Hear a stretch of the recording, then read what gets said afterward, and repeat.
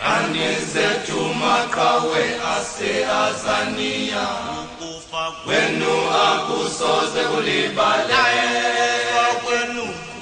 kwenu kuyakukhanyisa indlela yabo bonke abaphansi kwengcindezelo. Anizethu maqhawe ase-Azania ukufa kwenu akusoze kulibale kwenu kuyakukhanyisa indlela yabo bonke abaphansi kwengcindezelo. Program Director General Thabo, the Vena family. General Yakelo, General Sub-Commanding Training Command. General Bata, the Commandant of the Military Academy. Generals, senior officers, warrant officers, colleagues, comrades and friends. My name is Cde Ntoni. I chose today that I was going to put on this dress because I'm fulfilling quite a number of roles, and specifically because the Vena family requested me as one of the uncles to give the speech on behalf of them.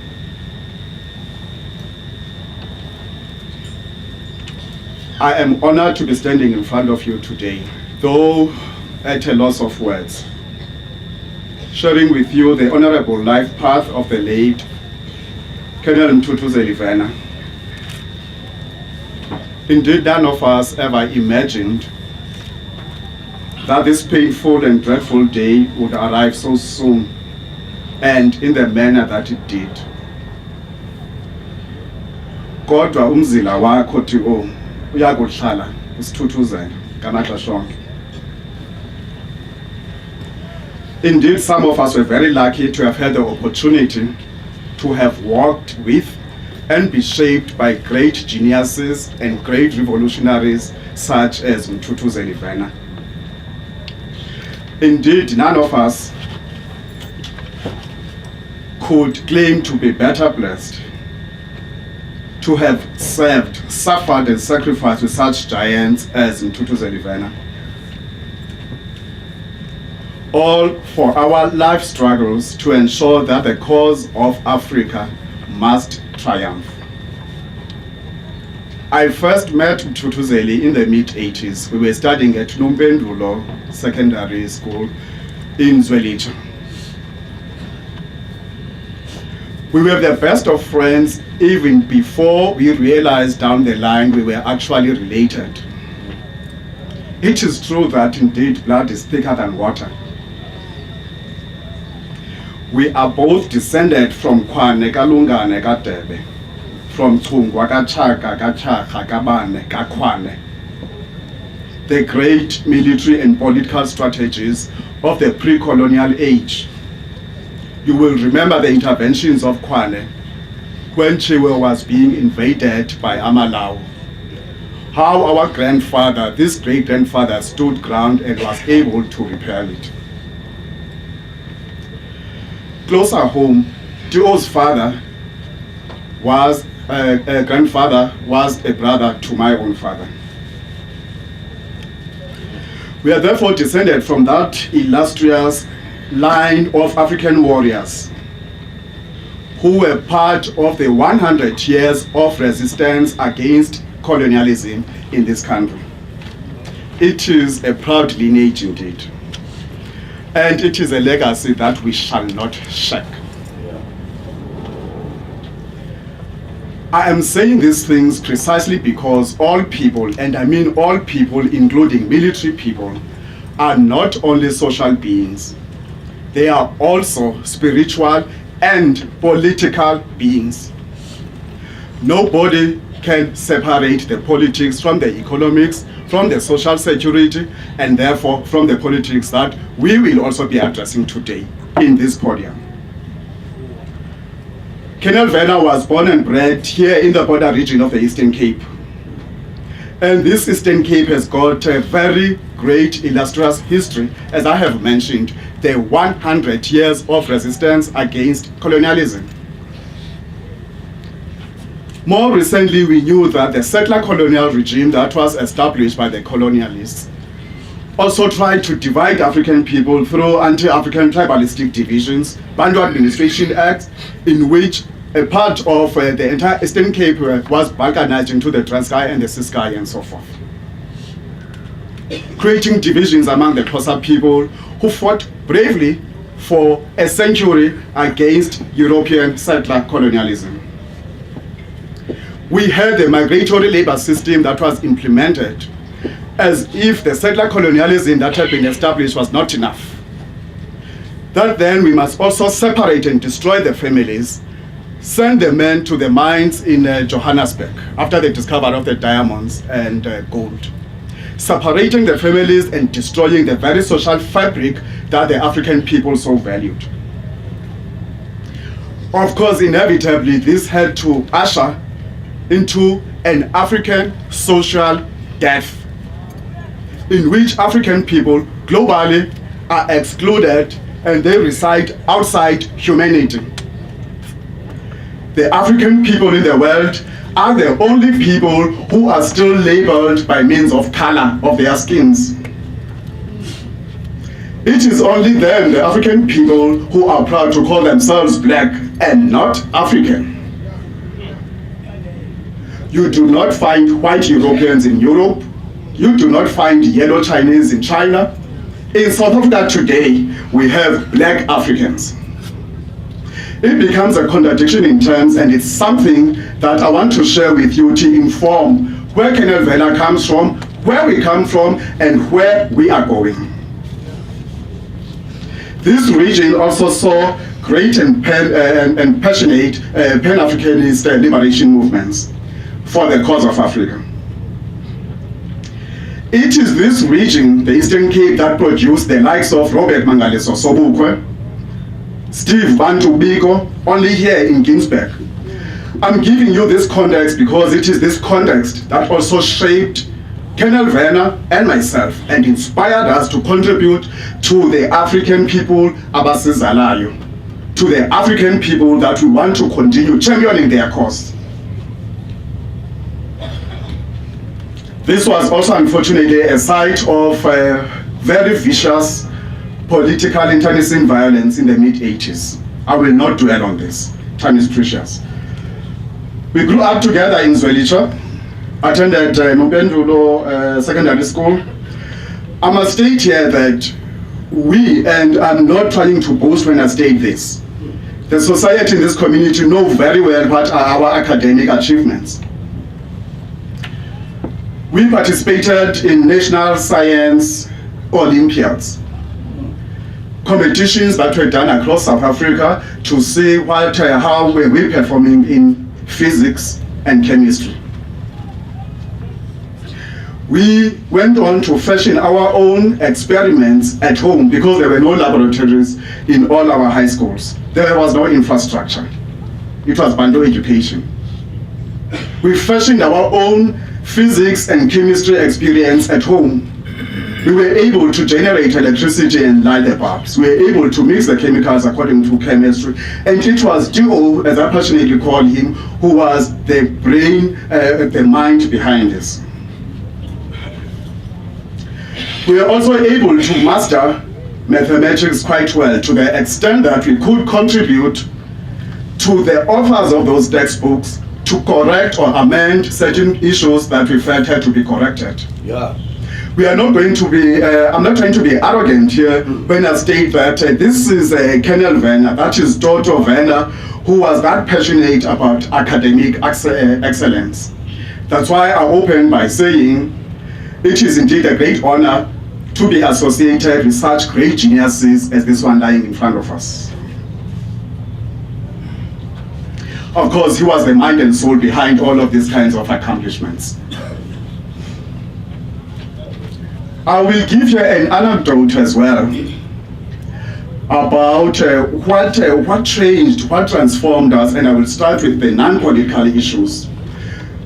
Those who were here in the mid-80s to the late 80s will remember that there was waves upon waves of Christian revival in the area. There were waves of new churches that were established. And this happened right when we were in Nombendulo with T.O.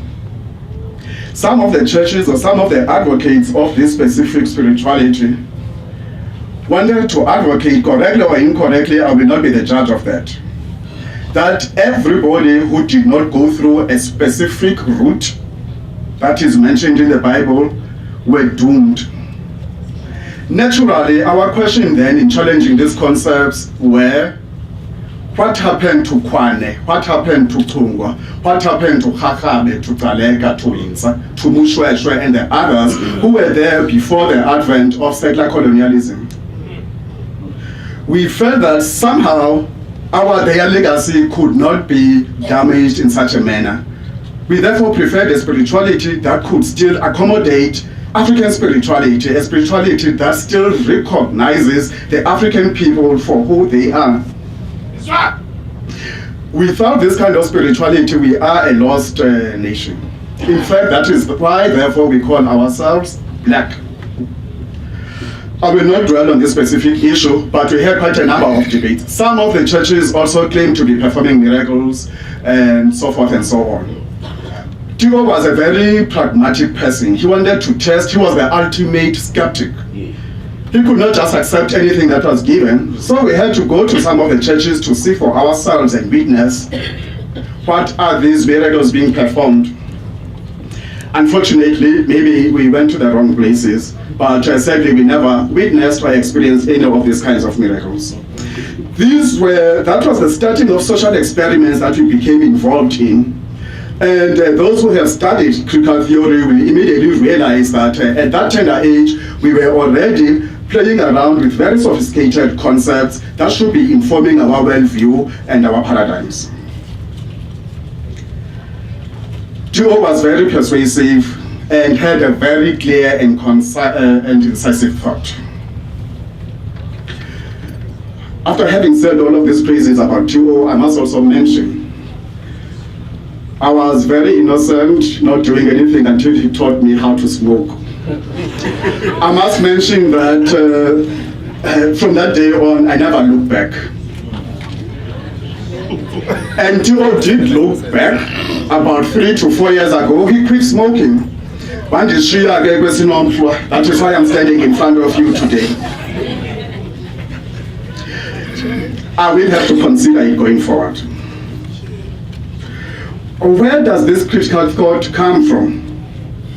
These persuasive debating skills and his photographic memory. There was a library here in Zwelitsha in Zone 6 that we used to frequent, that we used to read all the material voraciously as much as possible in order to prepare ourselves for all the debates that were happening in high school. In fact, it was that opportunity through this library that we were able to encounter what is called Pan-Africanism. We read on Kwame Nkrumah and the little that was written about Robert Nangaliso Sobukwe quite voraciously. And in fact, it was through that process of research and study that we were able thereafter to seek out the PAC in the area. Eventually, we were introduced to great revolutionaries such as Utatu Nyobo, Utatu Hector Nchanyana, those who will know as Zwelitsha, Comrade Mangwana, who is still around, Comrade Vuyo Fetcher, one of the greatest APLA combatants this country ever knew. I will quickly go on. There were quite a number of issues that inspired us, such as Jaftama Semula, who served 27 years in Robben Island, was also going to be released. There was also dynamics in terms of the political violence and intolerance that was happening. The intolerance that we find today is not new. It has always been happening all the time. And I must state that it has been orchestrated all the time by the settler colonial state in order to dissipate all the efforts of the African people that they may not be able to reach their objectives. This eventually led us in the late 80s to leave the country. And unfortunately, because somebody had to remain behind, we went through Lesotho and eventually ended up in Tanzania. When Thabo got wind of this, he immediately organized with my sister Bongwe Makongoma, who is seated there, as well as Tenda Njamena, I believe that she is, who is also seated there, and organized their own skipping mission through Botswana.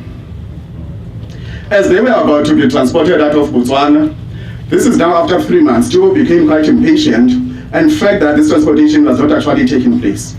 He organized a second skipping expedition. He took with him Chris Martins and another comrade, and they skipped Botswana as well and went illegally into Zimbabwe.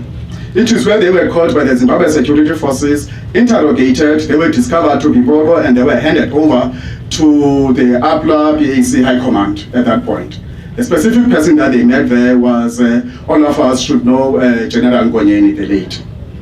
And of course he enabled their then further crossing and their passage to Tanzania. I want to underline this point. You can see there is quite a lot of determination in this person. He's a very strong character, and the pragmatism. They were able to do that in any case due to the very excellent map reading skills that Thabo had from our classes of geography. On arrival in Tanzania, Thabo underwent intense APLA military training at the Mthuthuzeli Military College in Bagamoyo. He excelled in fieldcraft, weaponry, and political education.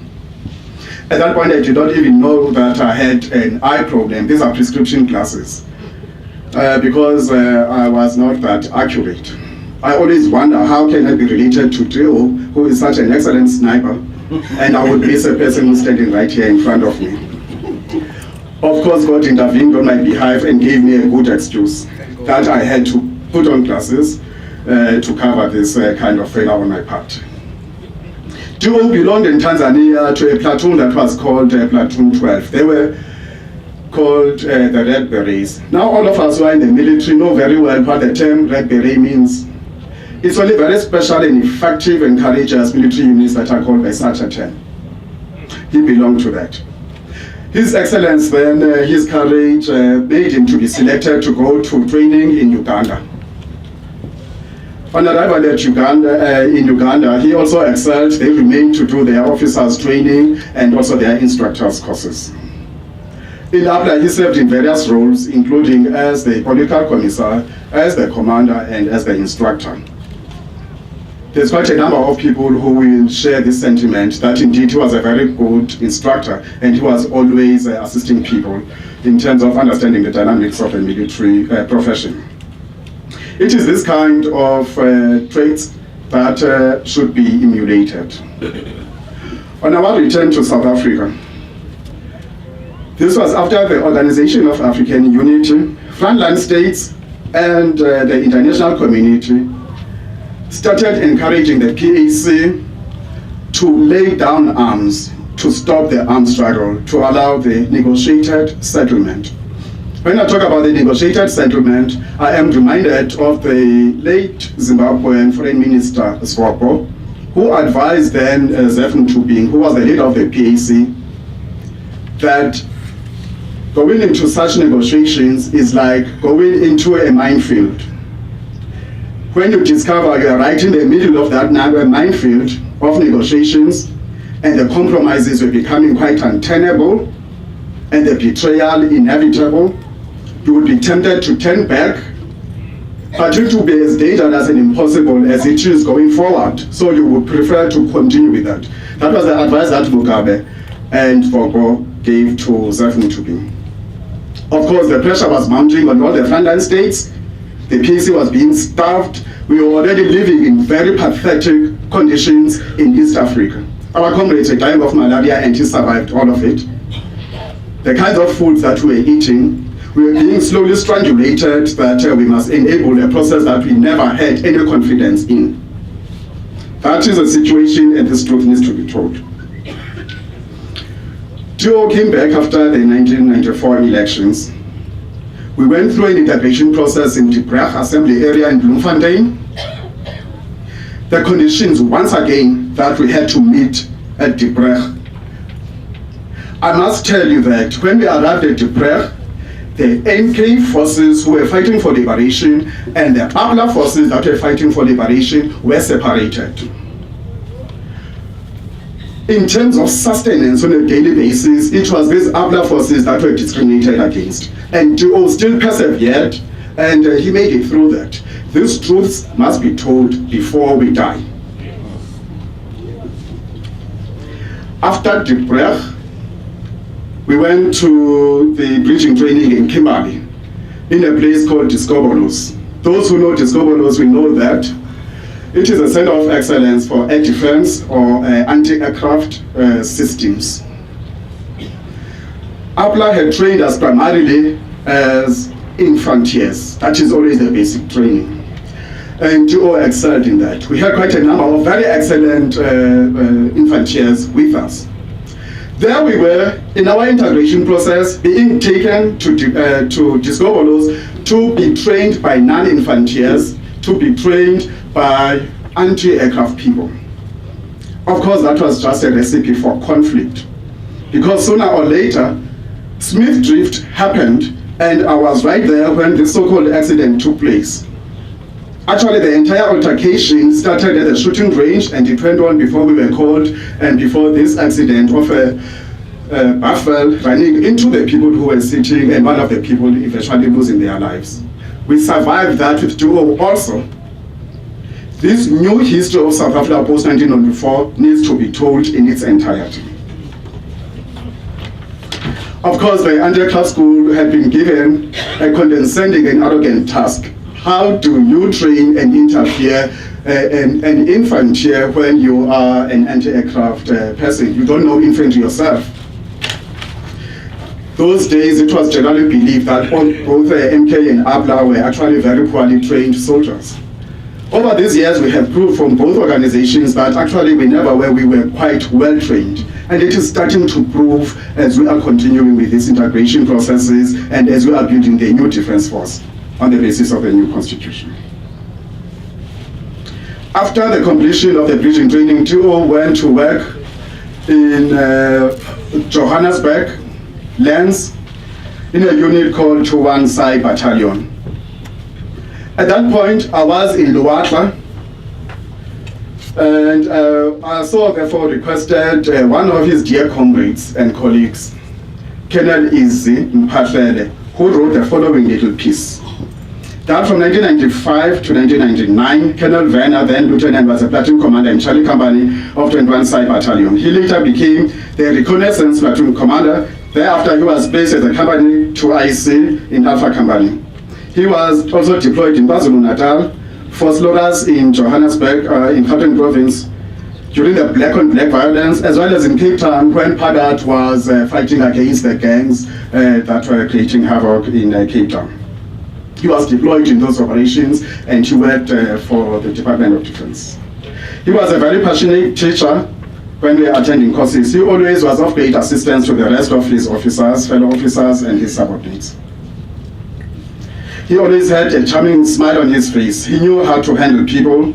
He was a people person, and that made him quite popular. That is why today Bisho is inundated by people from all walks of life and from all directions here in South Africa. Then Thabo was transferred to Luatla with General Nkonyeni, the late General Nkonyeni. He was his BSO. I will shorten this to say that General Ntoni was enabled in his transformation mission of Luatla by the assistance, close support that he was getting from Colonel Vena.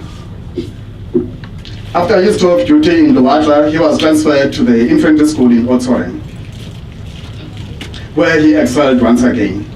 To this day, I must state this, that Thabo remains the best infantry that I've ever met.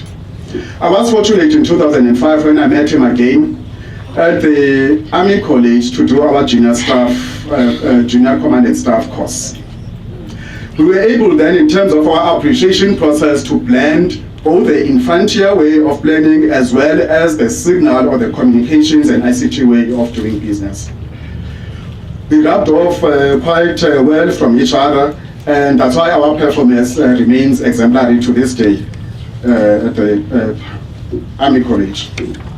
After infantry school, Thabo was transferred to the military academy in Saldanha, where he eventually became a chief of staff, and a great chief of staff in that. We must be proud of his accomplishments. It was during his service in the military academy that Colonel Vena was given an opportunity to do his joint senior staff course in Pakistan.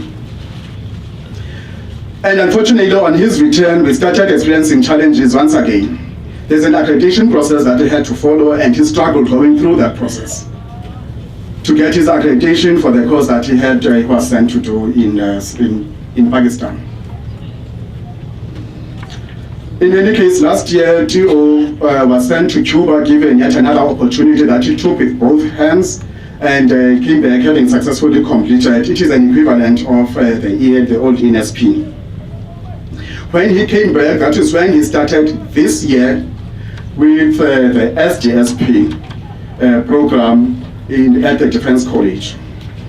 And he did visit me at the beginning of this year, and I must state that it was quite unbeknownst to me that one of those visits was actually the last one that I would be able to communicate and talk to Theo. That actually somewhere in the darkness of Ethiopia and Kenya was lacking and waiting in the shadows his ultimatum. I'm going to raise here one other point that I know will be quite controversial. We listen and we communicate to our people, both in the Department of Defense and outside. I want to implore our commanders and the military command to look at the one military hospital. There's quite a number of perceptions. This is not fact. There's quite a number of perceptions about the quality of healthcare that is provided there. T.O. was admitted at the one military hospital. I had the opportunity every day to go and see him, and I did see his health deteriorating right in front of us. I'm not pointing fingers here. That is not the purpose why we are here. All of us who are here love T.O., and that is why we are coming here to pay our last respects.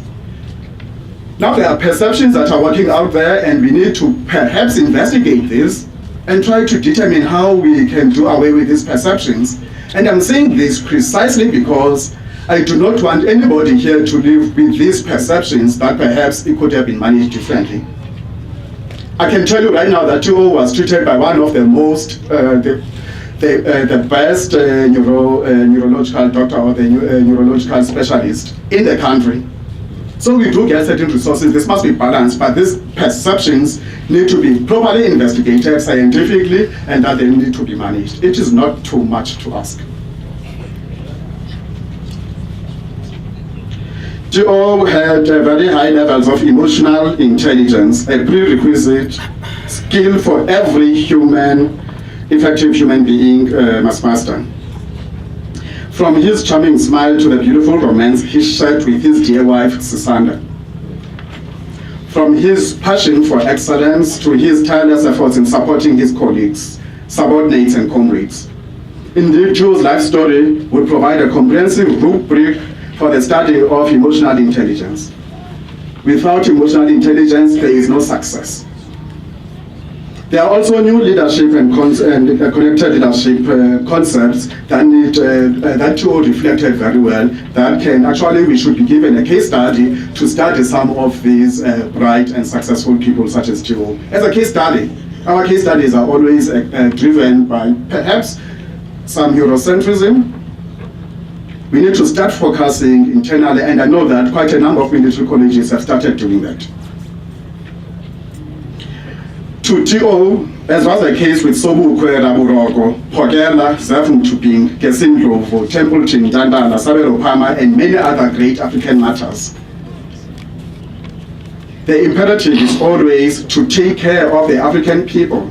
It is the country of the African people. It is the continent of the African people. They must be the core, the cornerstone of any development strategies. They are the ones who need to be developed first. When you go further and do some research on social capital, it will tell you also that those are the same people that you need to invest on. Statistics South Africa released its information not long ago, in which the conditions of African people continue to worsen. And that's why we are here, that we must share this kind of information, hold each other's hands, and try to ensure that the African people who bear us and the future children, their futures are guaranteed. That is the least that we can do to all of Abo Khakhabe, Abo Yinza, Abo Sekhukhune, and all those martyrs who actually shed their blood, that this country must still be secured for the African people. As we are both scholars of quite a number of teachings, including Buddhism, I know that a human being, Tambu, a human being exists in 3 planes or in 3 dimensions. The one is the material dimension. It is like the clothes that I put on and I can also take out. The other one is the soul, and the last one is the spirit.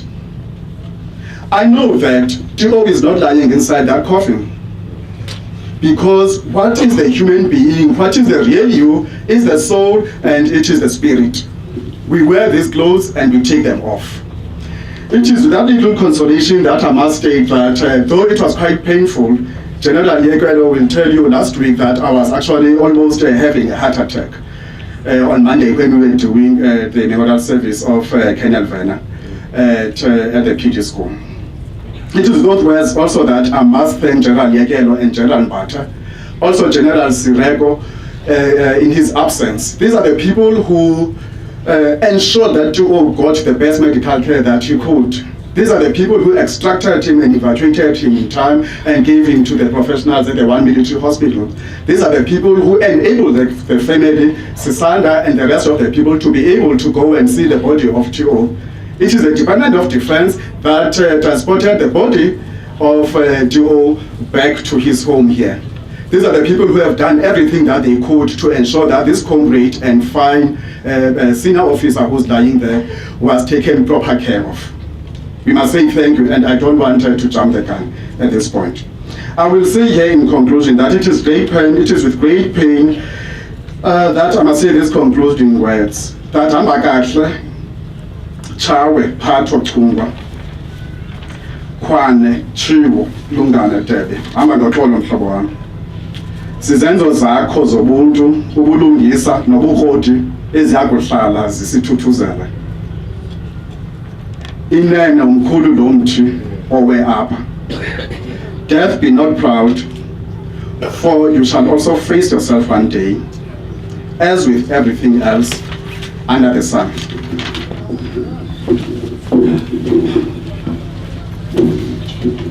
Yo yo yo yo ngelikama, yo ngelikama, yo ngelikama, yo ngelikama lenkosi.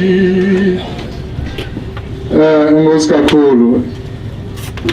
As Ntoni was delivering his inaugural speech, I was busy negotiating with the rest of the speakers so that they understand that he has actually taken their time. And fortunately, they agreed. So we have got no option but to save time in the next speakers. I do want to preserve the sanctity of the military as a profession.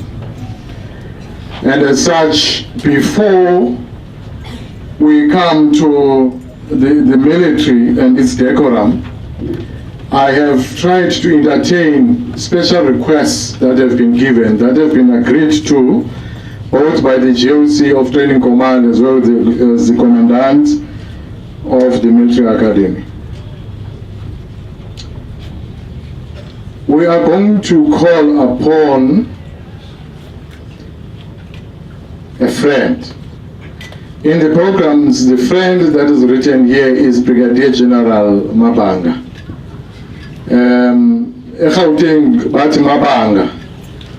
But because I'm in front of people that know the language, it's Mabanga. There's nothing like Mabanga. General Mabanga has other commitments instructed straight by the Chief of the National Defense Force. He could not be here. In his place, Colonel Mkongo, because we have got depth, Colonel Mkongo is going to come and approach the podium without any song from the Military Academy. and talk, understanding very well that a portion, I think it's about 45% of his time, have already been consumed.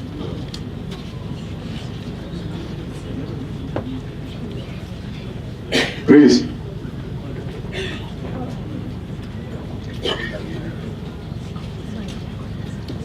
As he's approaching the podium, it is very clear, Rambo, Uba Umshana wako Uchawe answered the clarion call by Robert Sobuk.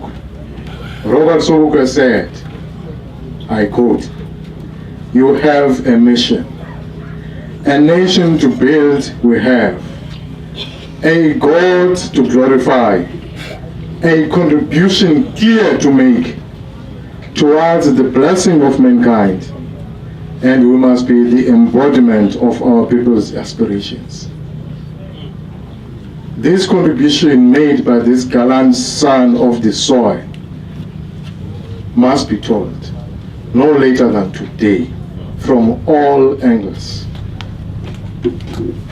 Canon Congo.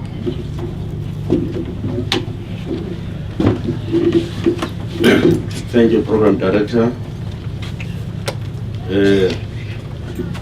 You know, when you are given this task, actually when the General informed me this morning that I'll be representing General Mabanga, who did not make it here, there's a speech that he prepared.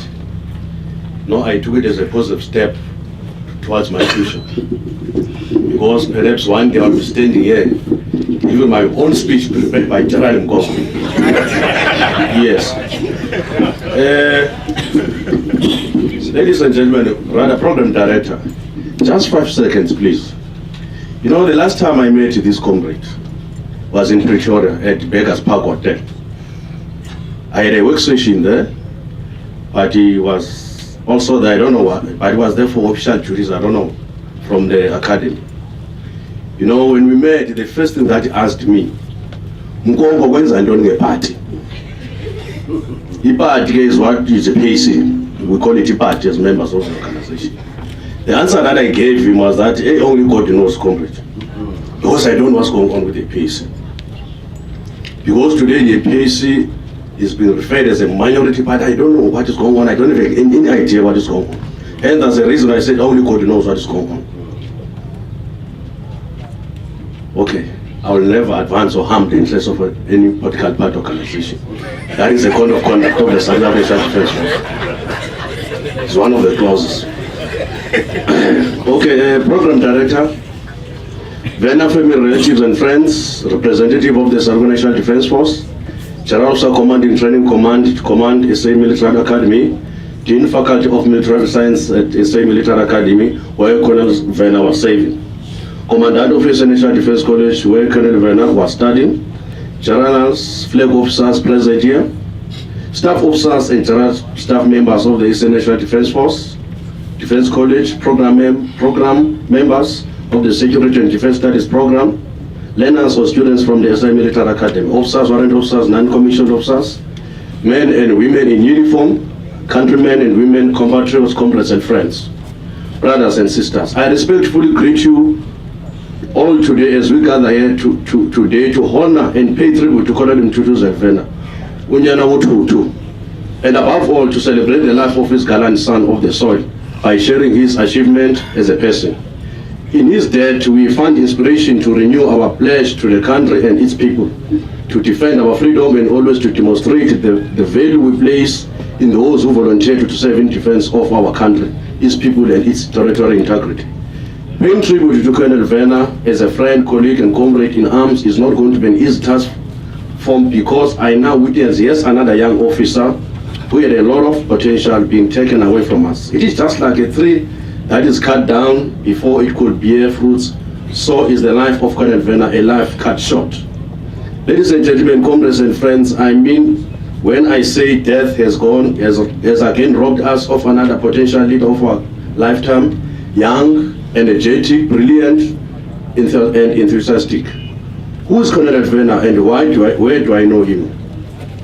I first met Colonel Vena in the early 90s when he, together with other young freedom-loving men and women, arrived for military training as under the leadership of the Azanian People's Liberation Army and under political guidance of the Pan-African Council of Azania, the PAC. Colonel Vena then became among the new recruits as the then Mthuthuzeli Military College at Msata in Tanzania. By that time, we knew him as Comrade Sipo Ranunga, as this was his combat name.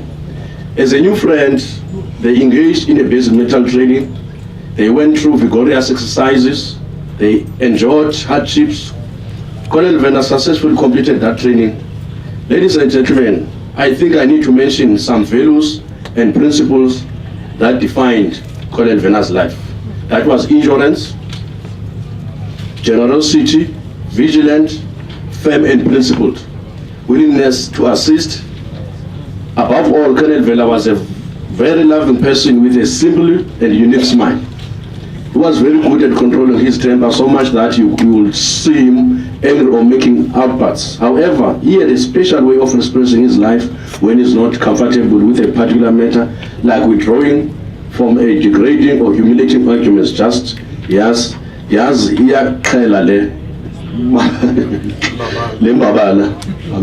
that. It is these values, amongst other tenets, that made Colonel Vena to be selected for further training at Kabamba Infantry School in Uganda, where Colonel Vena being once again selected to remain in Uganda and attended Adam in military science and leadership in Uganda. Now looking at the soft side of Sipo, he was interesting. Let me share this short story with you about his interpersonal relationship. Story of Vusi Funda and Colonel Mpahlela. Okay, it is hard to explain that all the qualities that Colonel Vena possessed, but suffice for me to say that when Colonel Vena integrated in the South African Defence Force in 1994, he carried his qualities, those qualities and values to guide him through his service in the South African Defence Force, where he served in various positions and in different units. Colonel Vena today is known to have been the chief staff of the South African Military Academy, but also respected for his selfless commitment to military professionalism and quality of his product. I, for one, would like to share you with some of the lessons as we people of this country can take from experience. It speaks directly to some of the Defence Force individuals' values of the patriotism and bravery. Though such demonstrations of professionalism and patriotism, let us as a nation use this as an inspiration to fight challenges we face today. That is recognition. Though that could be an every reality in military environment, or rather in life in general, one cannot begin to imagine the pain that brings it to those closest to the deceased. As people, we need to be able to change our appealing history to a forged united SNF. In 1994, several armed forces that for decades fought on opposite sides were incorporated and today have become the pride of our nation. Fellow countrymen, the strong and spirited character of our nation rests firmly on the inheritance given by people like Colonel Vena, who gave their youth life in saving our country. It is our privilege and our duty to ensure that their greatest sacrifice continues to be remembered and honored. Ladies and gentlemen, I stand here today and give unwavering salute to Cde Mthuthuzeli Vena as my hero, our hero, and indeed hero to the people of South Africa. In conclusion, I would like to share with a quote from the speeches of the first president of an independent Kenya, John Kenyatta, and that I once came across through my reading. I quote, "I ask you dedicated yourself to the memory of those who gone before us and to those who must follow. I ask you to resolve to put aside all selfish desires and to strain everyone's of your muscle and brain to building a nation which shall honor our dead, inspire our living, and improve a proud heritage of those who are yet to come." On the similar note, ladies and gentlemen, please allow me to say that may his character, which was informed by courage, dedication, devotion, and discipline, serve as a source of inspiration to us who are left behind as we take the baton from him to forge ahead with the ideals that he lived and died for. To his family, particularly the mother, wife, and children, I say that you must be proud and always tell yourself that you are not just simple son, but husband and a father but a son, husband, and a father. Last but not least, to the wife, Sisi, in all what you do, must love Mthuthuzeli's children, no matter what, keeping in mind that they look upon you to be the mother and the father at the same time. At no point should any Vena children feel like or say, ukuba utata ebekhona ngaiba akukho nje. That is not going to be easy, Sisi, and no one said it's going to be easy, but with God everything is possible. To the children, I want to say, love each other and hold each other's hand whenever knowing that your father is watching over you. He had loved and he loved you, and now he has left you with that love, and you must cherish that love, knowing that God will never abandon or forsake you. Be good and great to your mother. To the entire Vena family, ndithi akuhlanga lungehlanga mukhululeni ahambeni olwakhe ugqatso ulifezi. May he so rest in peace. Hamba kahle eAfrika, izwe lethu. I-Africa. Thank you. I guess this is still the colonel from the South African National Defence Force. Eh?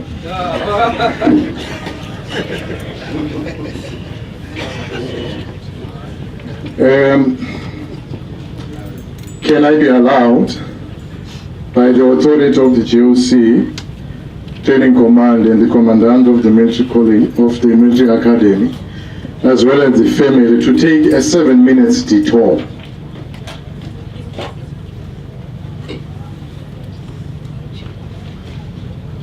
I have been authorized to give a podium to the President of the Pan-Africanist Congress of Azania.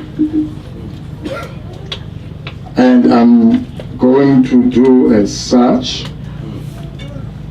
But then before I do, because I want the program to help us build a colorful and a complete picture. You see, when I was still a student in the Pan-Africanist Student Organization, our central philosophy said, we want to build a total person. A total person. Spiritually, politically, economically, and otherwise. There are those that are ahead of us. Some of them, they are heroes of this place. I'm looking at Lieutenant Colonel Cliff Peter. He is coming from Ezweli, Chapaga. This colonel, Lieutenant Colonel as he is, left the country in 1975. I was 5 years old.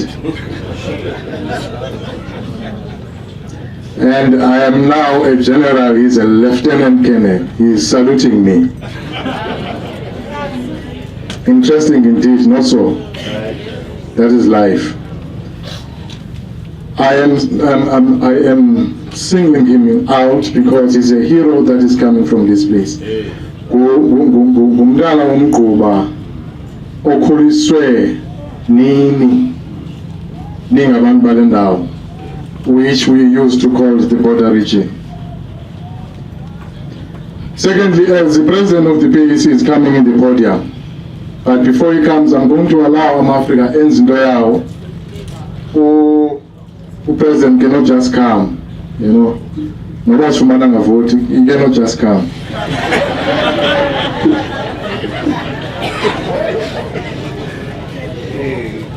I think it's an appropriate time. It's an appropriate time to announce or to tell you that Colonel Vena, when there is something that befits his character. By the way, there's a difference between, but a relationship between personality and character. You get your personality from the genes, from your parents.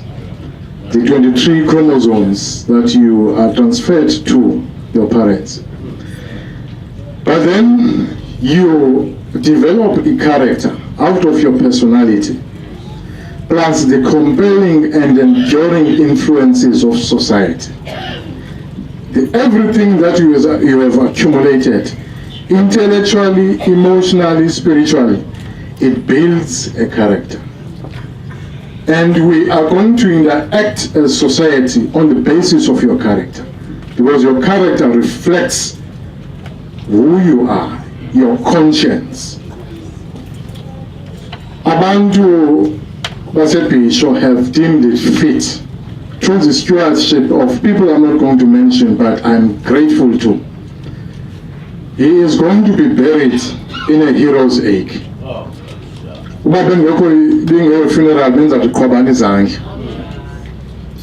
He is going to be buried because uliqhawe.